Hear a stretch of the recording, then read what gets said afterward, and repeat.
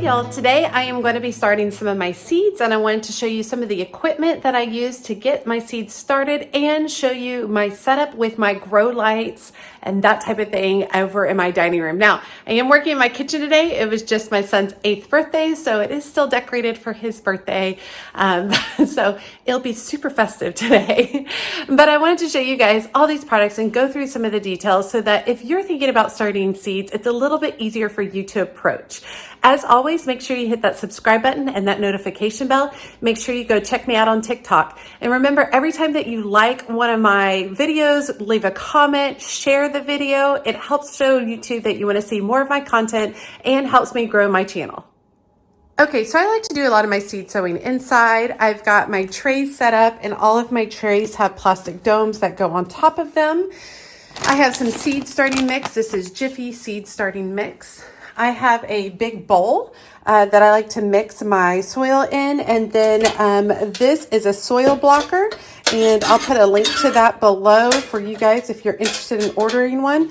But basically, I'll show you how this works. Basically, you force the soil into these little blocks, and it shoots out these perfect little 2-inch by 2-inch blocks that you can actually put your seeds in. And so I put all the soil blocks in these trays, and that's how I work with my seeds. So super easy to get started. Just need your seed trays with plastic domes. You need your seed starting mix, seed blocker, and a big bowl to mix everything else in. Now, I also go over here and I like to divide up my seeds I'm maybe planting in any given day, and I like to group them by how long it takes them to germinate and sprout. So I don't want to put something like a viola, which is 5 to 8 days sprout. I don't want to put it with something like a delphinium that can take 10 to 16 days. So what I want to do is I want to put them with like times, because once these sprout and start opening up, I'm going to open up the dome and allow them a little bit more breathing.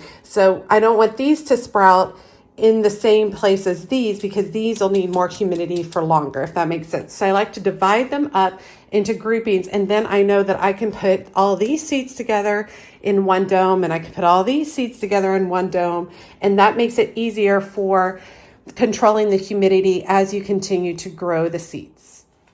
Now, I did want to show you, I like to work with a variety of sizes of domes. So this is the larger tray right here.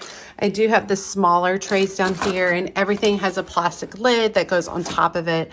I like to work with the smaller trays if I'm just doing a small set of seeds. I like to work with these larger trays when I'm doing something like the violas and the pansies here, because I will be sowing quite a few of them because I want to be utilizing them in early spring for my front garden beds as kind of, you know, a showy, beautiful burst of spring blooms. So I like to have a wide variety of domes. Sometimes it's hard when you're getting started and you're just like, oh, I'm just going to do 10 seeds. Well, we don't want to just do 10 seeds in this whole dome. So it's way better to go to one of these smaller ones. It works way better if we're doing that type of situation. I don't care about any particular type of seed starting mix. You can mix your own. I do not mix my own just because it's not something I'm willing to take on at this point in time. I don't mind purchasing what I do, or purchasing the seed mix, but these are just a seed starting mix. Now, once your seeds get going and you've got these beautiful little seedlings, a seed starting mix does not necessarily have enough nutrients, compost, fertilizer in it to maintain that seedling as it continues going. So if you're going to use a seed starting mix, you're going to have to transplant these little soil blocks, these little 2-inch soil blocks into pots in the future that have more fertilization, compost, that type of thing. So keep that in mind. The seed starting mix does not have a high level of fertilizer in there. So you cannot keep seeds in just the seed starting mix forever and ever and ever. All right, let me show you how I seed block the soil. Okay, so I'm going to start with a full bag of the seed starting mix. I'm going to put the whole thing into this bowl. I got this bowl from some kind of vintage market or something like that for a couple of dollars. I love it. It's already kind of rusty. It does leak sometimes, but that doesn't really stress me out. And then what I'm going to do is I'm going to start adding water to this seed mix. I want my soil to be somewhat moist in order to be able to do these seed blocks. All right. So basically I'm going to add in the water And I'm going to begin mixing. Using my hands works best. Add more water. But I want it to be moist, but not like spilling out water everywhere. All right. So I want it to just be able to kind of clump together. And the reason I want that is when I use the soil blocker, the water kind of acts as a paste and holds the soil together in the little blocks.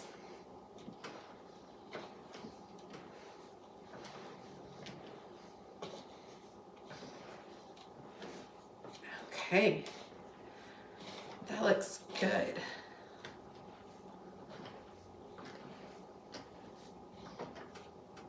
Okay, so next step is the seed blocker, or soil blocker. And so this is a 2x2, I believe. I'll put the link below so you guys can see it. So basically what I'm going to do is I'm going to take my soil blocker, I'm going to push it down once, I'm going to lift it, I'm going to push it down again. I'm going to take it off of the Lazy Susan for right now. It's way easier. All right, so I'm going to do it 3 times. All right, and then I'm going to have my dome over here. And I'm going to come over here and I'm going to push down and release my blocks right there. So then I get 4 soil blocks right there. And then I'll continue all the way across. Now, my hand starts to hurt on pushing this soil blocker, so a lot of times I'll come in with a towel over the top of it. I think it just feels better. But let me go ahead and continue all the way across, and we'll show you what we have at the end.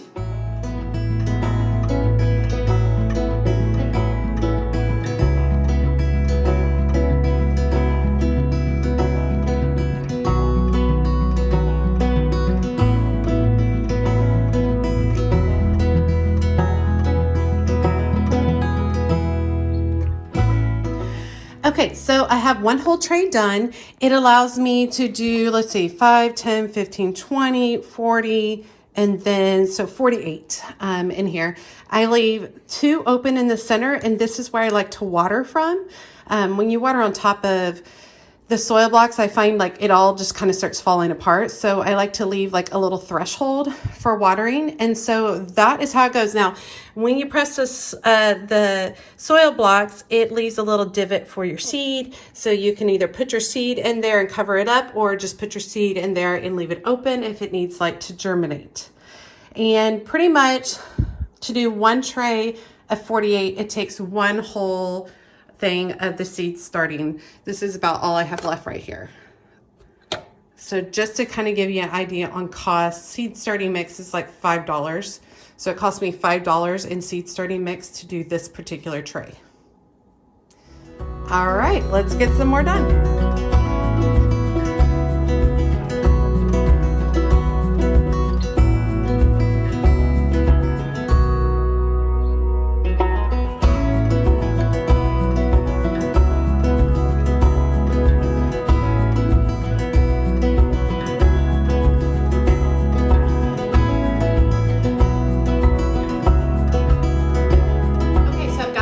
Blocks in here. I have 48 in this tray. Remember, I left 2 open right in the center so that I can water from right in this location. I've noticed that when you water across a seed blocks, they tend to break apart. So I like to have just like a little area to water in. And then I've chosen seeds that have the same germination rate. All right. You do not want to put seeds that have 2 very opposite germination rates in the same tray. You want to work with the same. So I'm going to be working with Pansy Super Beaconsfield, and I'm going to be working with Pansy Brushstrokes Viola. And what I'm going to do is I'm going to start by pouring the seeds into one bowl, and I'm going to be doing at least 2. I don't see a germination rate on these, but I'm going to do at least 2 to 3 seeds in each seed, in each soil block. Now, that might sound like a lot, but with these seeds, if what I found with the soil blocks is if I get 2 seeds that decide to sprout in here, I actually can split it up and make it into more plants, which is fabulous. I love that about the soil blocks. So I don't mind going ahead and doing that. And then if the germination rate ends up being lower, then I can go ahead and make sure every seed block ends up being covered, so we end up being good. So what I'm going to do is I'm going to do 1/2 the brushstrokes violas and 1/2 the super beacons field. So let's get started.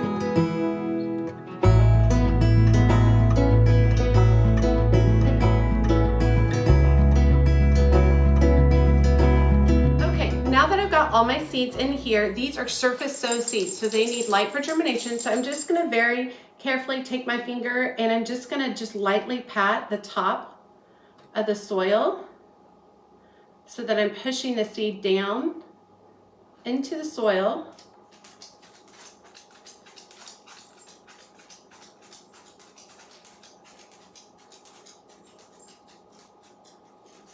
Super simple.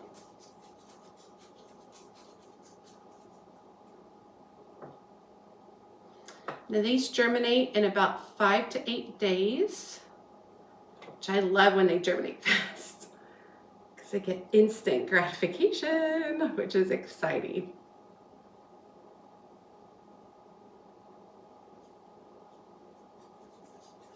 Okay, and then the next thing I'm going to do is I'm going to use my mister spray bottle and I'm going to go ahead and mist over all of this. This is my favorite spray bottle to use because it mists and it doesn't disturb the seeds. Like it doesn't come out with such a strong stream that they all like start to like go everywhere or move or anything like that. So I will drop a link to this spray bottle in the video description if you are interested in checking it out.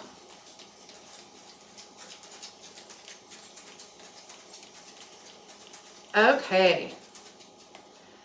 So it keeps going after it. There you go. All right, so next thing I need to do is make my 2 labels.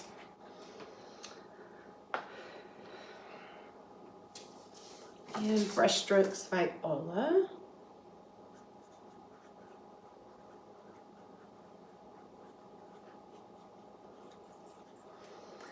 All right, so I'm going to label them. I've misted the top of them with water. And then I can just slip my lid on, making sure that the area in the center, which usually allows you to control the humidity, I want to make sure it's all closed because I want to keep it nice and humid in here, warm, so that it can begin germination. Make sure this is covered too. There, all right?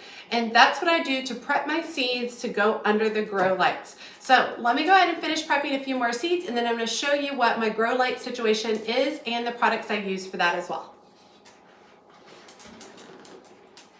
Okay, so in my dining room is my seed growing station. It is a metal, I guess, shelf thing that I got from Home Depot, and I'll drop a link before. It is some LED lights from Walmart. They need to be a certain amount of lumen. I think these are 5,000 lumen, each of them are. And I'll drop a link to those as well so you can see.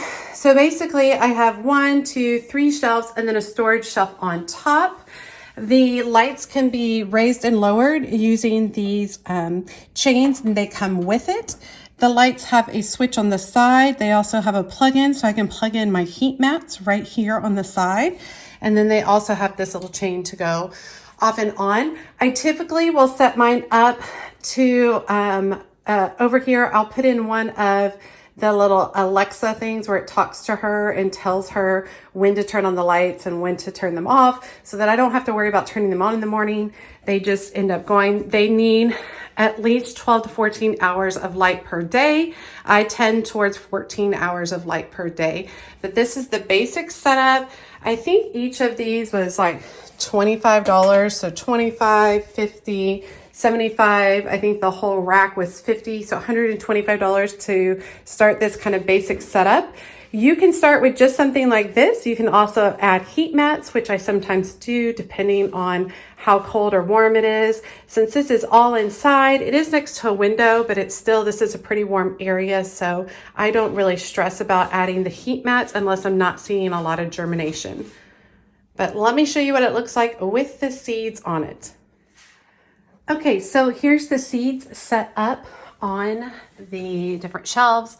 I like to bring down the light as close as possible when I'm starting off the seeds. You can see them all set up there. It works really well. I can typically get, if you think about, 48 in each of these, so approximately 100 per shelf.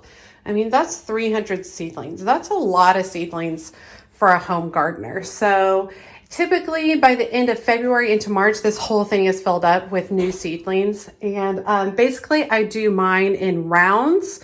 So I'll do this round of seedlings. Once these get going, I will transfer these into larger pots and move them out to my greenhouse. And then I'll do another round of seedlings in here as well. So very simple setup. All the links are in the video description if you're interested in doing a similar setup for fairly inexpensive and being able to propagate some of your, or not propagate, being able to germinate some of your own seeds and create your own seedlings and plants. Okay, I hope you guys enjoyed today's tutorial on how I do soil blocking for my seeds and my indoor seed germination setup. I hope that these are easy ways for a home gardener to get started. I don't use really crazy expensive products, first of all, because I don't have the money and I'm just not at that point in my gardening career. If I was maybe a YouTuber or a home gardener who had a whole lot more space, that would be a different situation. I would love to grow thousands and thousands of seeds. That would be fabulous, but that is not my current situation. So this works really good for my price range and what I'm trying to accomplish on my small plot of land by my house. As always, she's a mad gardener or decorator or anything else that she wants to be. Thanks, y'all.